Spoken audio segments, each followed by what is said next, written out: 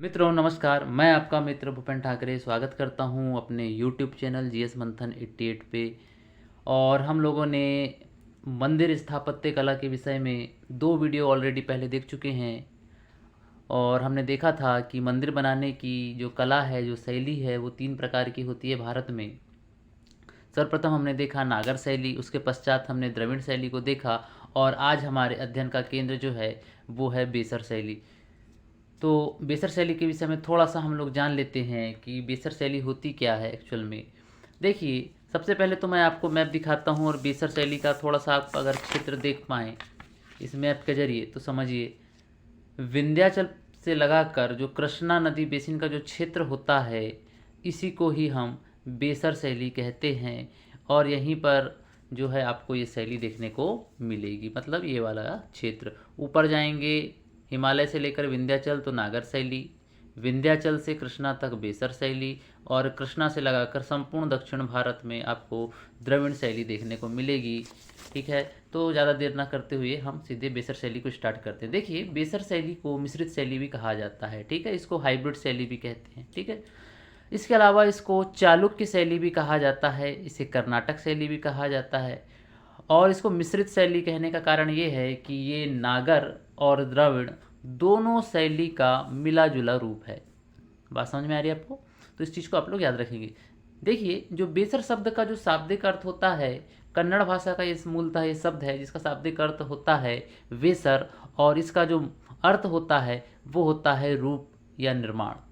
ठीक है, अब अगर हम लोग बेसर शैली का क्षेत्र देखें तो इसमें मुख्य रूप से कर्नाटक, महाराष्ट्र, तेलंगाना और आंध्र प्रदेश ये क्षेत्र शामिल होते हैं। लेकिन सबसे ज़्यादा जो महत्वपूर्ण है, हमको जो देखना है, पढ़ना है, कर्नाटक के विषय में पढ़ना है, क्योंकि ज़्यादातर जो बेसर शैली के मंदिर हैं वो हमको कर्नाटक में ही देखने को मिलते हैं। ठीक है, इसके अलावा देखिए, विंध्याचल से लगाकर कृष्णा नदी बेसिन का जो क्षेत्र है, जिसको हम लोग दक्कन भारत का क्षेत्र भी कहते हैं, इसी कारण इस शैली को दक्कन शैली भी कहा जाता है। ठीक है, इसकी जो शुरुआत हुई थी वो 6वीं सदी में हुई थी। कर्नाटक में विशेष रूप से ये प्रचलित है, तथा चालुक्य तथा होयसले राजाओं द्वारा इसको मुख्यतः संरक्षण प्रदान किया गया, और इन्हीं के शासनकाल में ये सबसे ज़्यादा फली और फूली।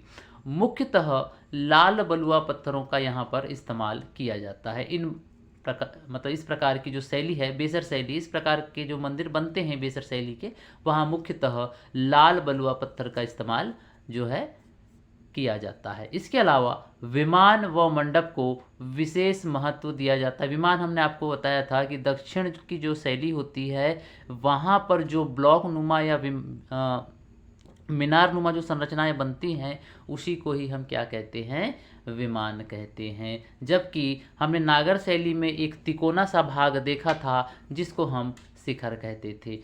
ठीक है, दक्षिण भारत में उसको शिखर कहा जाता है, दक्षिण भारत में उसको विमान कहा जाता है, उत्तर भारत में उसी को क्या कहा जाता है, शिखर कहा जाता है। तो यहाँ पे जो बात हो रही है, विमान व मंडप को विशेष महत्व दिया जाता है। मंदिर के जो प्रदक्षिणा जो पथ थे वो खुले हो मिलते हैं। ठीक है, यहाँ के जो प्रदक्षिणा पथ हैं वो कैसे मिलेंगे, आपको खुले मिलेंगे। लेकिन कुछ जगह ऐसी भी हैं जहाँ के प्रदक्षिणा पथ आपको ढके हुए भी मिलेंगे, मतलब आपको 4 दीवारी से वो कवर्ड मिलेगा, मतलब बाउंड्री वाल से आपको कवर्ड मिलेगा। मंदिरों के छत, दरवाजे और खंभों पर बारीक नक्काशी देखने को मिलती है। एक बहुत प्रमुख विशेषता है, आप इसको याद रखेंगे कि जो मंदिरों की जो छत है, दरवाजे हैं और खंभे हैं, उस पर बहुत सुंदर सुंदर आकृतियां जो हैं उकेरी जाती है, मतलब नक्काशी की जाती है, जिससे मंदिर बहुत सुंदर देखने को हमको मिलता है। जिस समय उत्तर भारत में गुप्त शैली के मंदिरों का निर्माण हो रहा था, लगभग उसी समय चालुक्यों ने ऐहोल में प्रस्तर मतलब पत्थर निर्मित मंदिरों का निर्माण कराया। ठीक है, जिस समय उत्तर भारत में गुप्त शैली, और गुप्त शैली किससे रिलेटेड थी, कहीं ना कहीं वो नागर शैली की ही उपशैली थी। उसी तरीके से दक्षिण भारत में, मतलब मध्य भारत में हम कह ले तो चालुक्यों ने ऐहोल एक क्षेत्र है कर्नाटक में, वहाँ पर पत्थर निर्मित मंदिरों का निर्माण किया था। आपको जो मंडप मिलेगा बड़ा सुव्यवस्थित मिलेगा।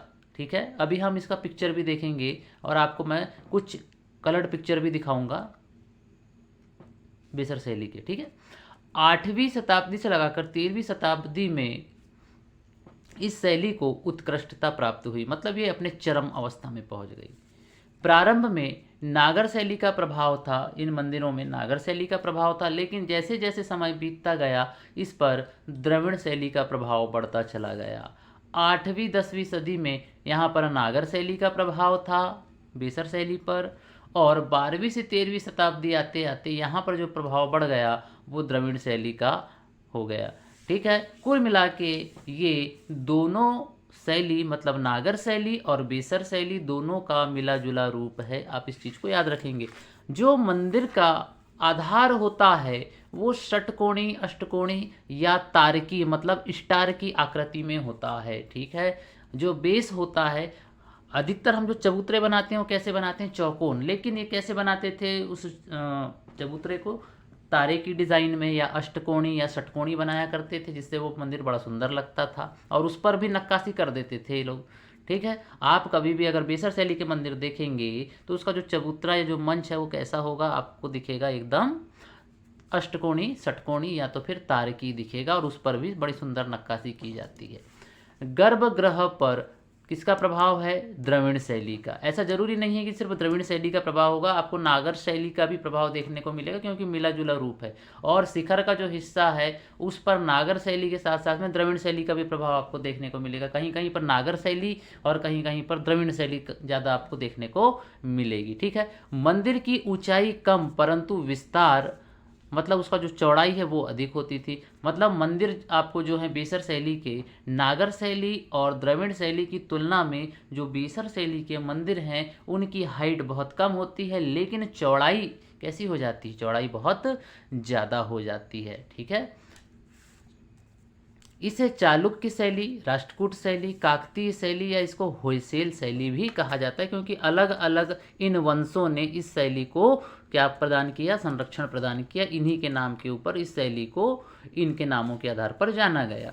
इस शैली के मंदिरों का आकार आधार से शिखर तक गोलाकार, वृत्ताकार या अर्धगोलाकार होता है।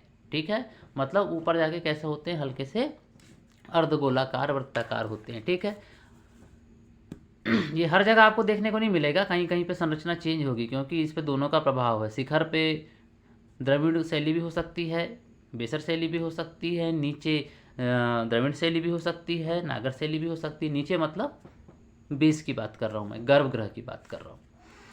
चालुक्य शासकों के शासनकाल में ऐहोल में मंदिरों का काफ़ी निर्माण हुआ, जिसमें मंदिरों का नगर कहा जाता है, जहां 70 मंदिरों के अवशेष प्राप्त होते हैं। ठीक है, तो चालुक्य शासकों के शासनकाल में जो ऐहोल है वहां पर बहुत सारे मंदिरों का निर्माण किया गया। वर्तमान में यहां आपको सिर्फ 70 मंदिर ही देखने को मिलेंगे।